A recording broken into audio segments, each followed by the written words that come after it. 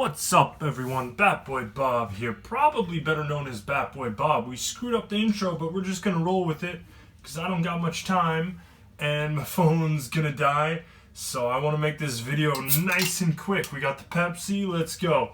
Strixhaven top 10 EDH cards. Yeah, the Hogwarts set has been fully spoiled, and we're gonna tell you which top 10 cards I'm most excited for. That was pretty redundant. I'm going to tell you which 10 cards I'm most excited for. Alright, let's get into it. So, number 10, we have Double Major. And I'm a double major. I double majored in Japanese and journalism. So this one rings close to home. So Double Major is a 2-minute instant. Simic. Yeah, it's pretty cool. I'm just going to put it up here because I don't want to read you each of the cards. It's pretty sweet. It would be really cool if it was able to just like copy your creatures at instant speed that are already on the battlefield, but that'd be pretty broken. But yeah, it's pretty sweet being able to make a token copy of your commander. That isn't legendary. There's a ton of different commanders that could take advantage of this type of card. I'm not necessarily playing that many of them, but one deck that I have that this will go in is my Niv Mizzet Guild Tribal deck. Being able to just, for 2 extra mana, make another Niv Mizzet as it is entering the battlefield to get 2 of my triggers, get 2 6/6 flyers. That's pretty sweet. That token copy would not count as commander damage. No, it would not. I'm pretty sure it wouldn't. But either way, double major, it's pretty cool, and I'm a double major, so it made it onto our top 10. Alright, number 9, we got Jadzi. Now, Jadzi is pretty crazy, because Jadzi is one of these MDFC cards, and truth be told, I don't think the sorcery really matters that much.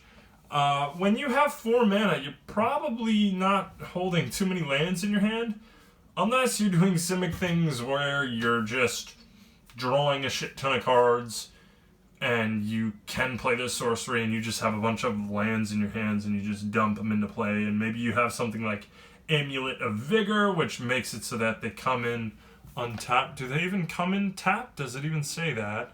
I think it just puts all lands in your hand into play or something. Oh, they don't even come in tapped. And then if you control 8 or more, you may discard a card. If you do, return this to your hand, and then you can play Jadzi. And I like Jadzi a lot. I've played a lot of Human Tribal in my day. Being able to cheat this thing out of your graveyard with something like Angel of Glory's Rise seems pretty sweet. The Magecraft ability is ridiculous, being able to copy your instants and sorceries, things like extra turn spells for just 1 mana. And then she protects herself. She's awesome. She's cool. And she's a 5/5 human wizard, which is pretty beefy for a grandma. She's a beefy grandma. Yeah, so that's Jadzi. She's pretty cool. She's coming in at number 9 on our list. Alright, don't worry. We're going to get to some competitive cards. Right now we're just kind of like sifting through the fun cards that I think are cool, that I want in my top 10 list, because this is my top 10 list, man. It's not about which cards are more likely to see CEDH play, because, I mean, there's only a handful of cards that I think might see CEDH play. So these 10 through 6 or 10 through 5 or whatever, yeah, we kind of got to make up our own choices. Alright, so number 8, we have Wandering...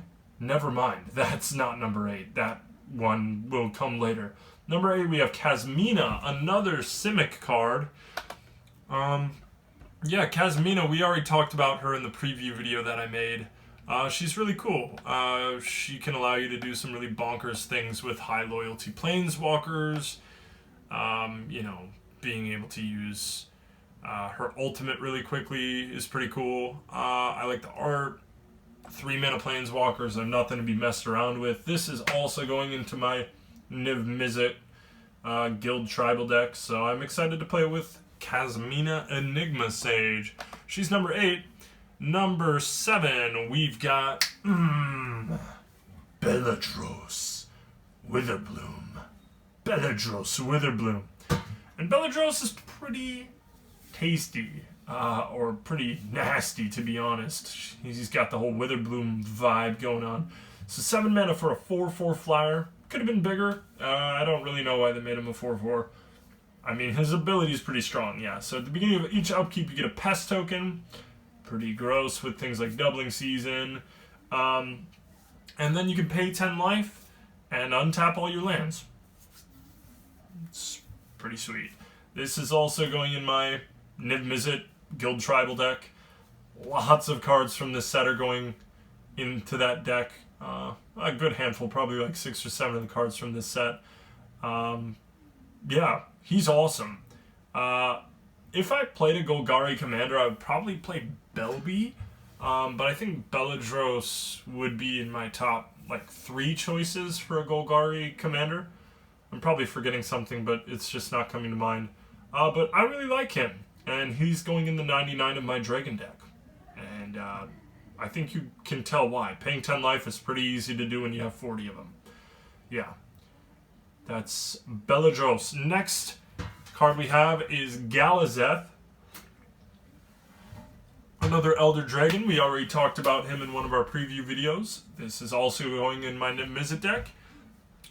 Just creating a treasure on ETB is sweet, allowing you to tap your artifacts, including your treasures, for mana, or for colored mana, but only being able to cast instants or sorceries with that mana is pretty sweet. That's making your treasure tokens much more valuable. 3/4 flyer for 4, it's cool. Yeah, this card isn't like busted unless you're like completely building around it, but it's just a really nice value piece. Making your treasures into these sustainable mana rocks.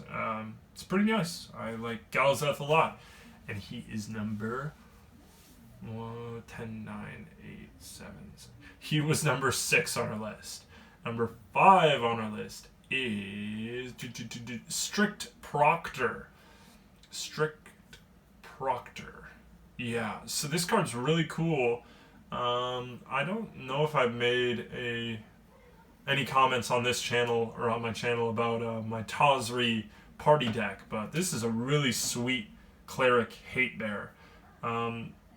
Just a handful of the things that this screws over. It doesn't allow Golos players to search for their land. Doesn't allow Thassa's Oracle players to win without the 2 extra mana. It's a really sweet hate bear effect, and being attached to a cleric, a flyer. I think this is going to go really well in Tymna decks, Tymna stacks decks. It's probably going to go in Tymna, Sakashima. Yeah, the Strict Proctor is sweet. You can also play around with its ability being able to negate your own bounce effects, things like bounce lands, things like Mana Lotus. I don't know what the land is called. It's like a 3 mana. It's a land that taps for 3 mana, comes in tapped, and when it comes in, you have to sacrifice 2 of your lands. If you negate that ability, it's a land that just taps for 3 of any color when you play it. So Strict Proctor is really cool.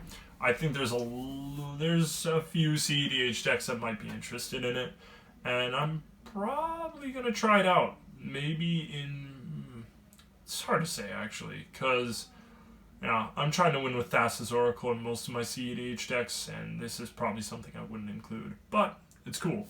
I would play it in my Tazri party deck. There you go. Alright, number 4 on the list is Tempted by the Auric. Wow, so 4 mana. I'm really happy about this 3 blue mana cost because this is an insanely powerful spell. Basically, steal a creature from each of your opponents, but those creatures have to be 3 or less CMC. In CEDH, what are some of the most common commanders? Thrasios, Tymna, Rograk.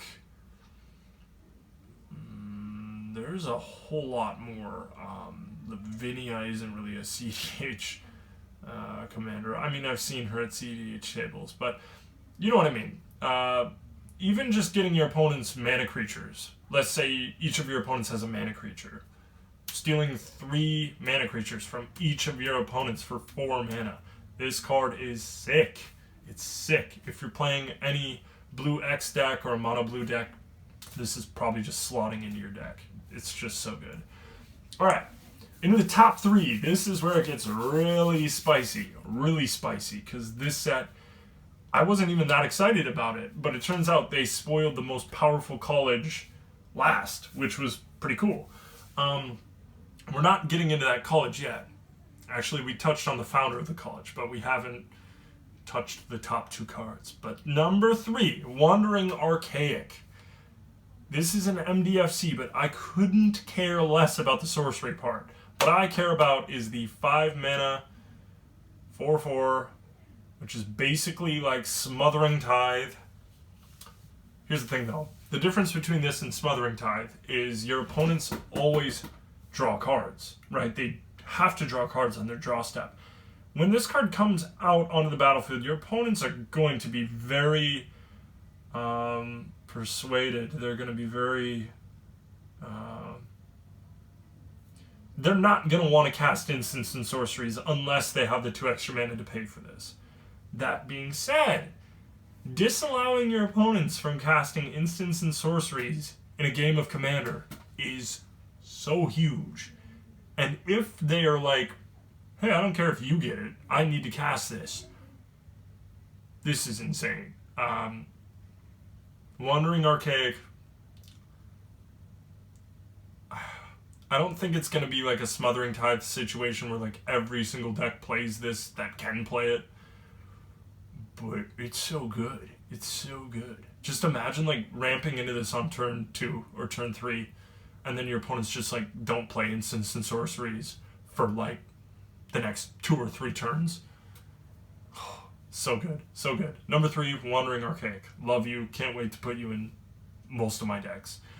Number 2, and now we're getting into the college. My college that I won't be going to, but definitely I'm going to be playing a lot of cards from this college. I think if I were to go to any one of these colleges, it would probably be Silver Quill, just because I'm bilingual and I think language is awesome and I think it's really powerful. But yeah, number 2, we have Rushed Rebirth. 2 mana instant. Not a creature you control, but whenever a creature dies. Or I think that's what it's called. But anyway, it does. One of your creatures doesn't have to die. It can be any creature on the table. And then what are you going to search up with this? I'll tell you what you're going to search up. You're going to search up Dockside Extortionist. You're going to search up Thassa's Oracle. And with Thassa's Oracle's trigger on the stack, you're going to play Demonic Consultation or Tainted Pact. With Dockside Extortionist, you're going to have enough mana to win the game. This card is gross. Gross. This card is CEDH viable without a doubt. Yeah. So Witherbloom I think is just disgusting. This number 2 card and the number 1 card have inspired me. I'm probably just going to play Korvold once this set comes out. I'm just going to play Korvold. I'm just going to play black, green, red, rituals, ad nauseam, win. Because this is just gross. This card's so good. It's just so good. And if you don't understand the power, just start playing CDH. You'll understand. Being able to search out instant speed, Thassa's Oracle, or Dockside from your deck into play for 2 mana is so stupid. So stupid. This card's dumb. Alright, number 1, we have Culling Ritual. And, truth be told, I actually think Rushed Rebirth might be more powerful than Culling Ritual, but Culling Ritual is just insane because it's 4 mana sorcery, destroy practically everything on the field in CEDH, because hardly anyone's playing anything with CMC, hardly anyone's playing a permanent with CMC 3 or greater, except for things like Rhystic Study, a lot of commanders, truth be told. But, okay, I'm not even talking about this the right way. So imagine your opponents, turn 1, turn 2, they're playing out their Moxen, they're playing out their Mana Crypts, they're playing out their Soul Rings, they're dumping their hands onto the table. You're able to play this on turn 2, let's say, right? Even if you're blowing up your own Moxen, even if you're blowing up your own Mana Crypt, even if you're blowing up your own Soul Ring, you're ramping so hard you can ramp into things like Adnaz. And even when you play Adnaz, you're going to have like leftover black and green mana. That's what I'm talking about. So Culling Ritual is sick. Rust Rebirth is sick. Witherbloom is so powerful. These 2 cards, plus the Wandering Archaic, are so exciting for competitive Commander. If I missed anything, please let me know. I think that these 3 cards are probably the most powerful. I really like Tempted by the Orc too, but it didn't make my top 3. Alright, let me know if I'm wrong. Let me know if there are cards that you think are more powerful than my top 10. Let me know what cards you're excited to play for. I don't even care about the whole CEDH thing from now. Please comment whatever you want. I want to know what cards you guys are excited to play. And I will see you later. Peace!